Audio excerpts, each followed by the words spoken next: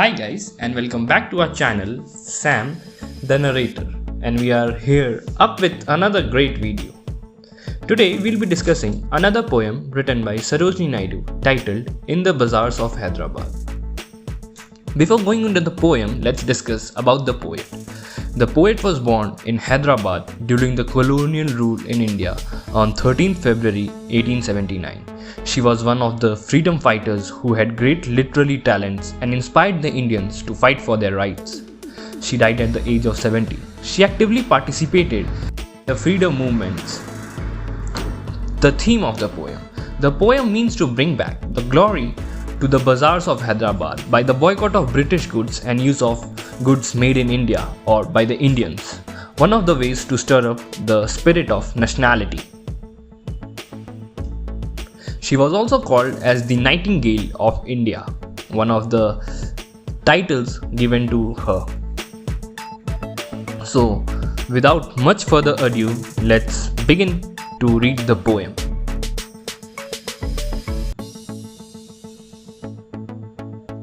What do you sell, O ye merchants? Richly your wares are displayed. Turbans of crimson and silver, tunics of purple brocade, mirror with panels of amber, daggers with handles of jade. What do you weigh, O ye vendors? Saffron, lentil and rice. What do you grind, O ye maiden? Sandalwood, henna and spice. What do you call, O ye peddlers? Chessmen, ivory and dice. What do you make, O ye goldsmiths? Wristlet, anklet and ring. Bells for the fleet of blue pigeon, frail as a dragonfly's wing. Girdle of gold for dancers, scabbards of gold for the king. What do you cry, O ye fruitmen? Citron, pomegranate and plum. What do you play, O ye musicians? Sitar, sarangi and drum. What do you chant, O ye magicians? Spell for the aeons to come. What do you weave, O ye flower girls? With tassels of azure and red. Crowns for the brow of the bridegroom, chaplets to garland his bed.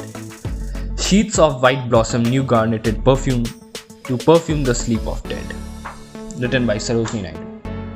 Thank you guys. You can subscribe to our channel to get recent updates, and we'll covering more of the topics in the upcoming videos. Thank you, and please subscribe to it.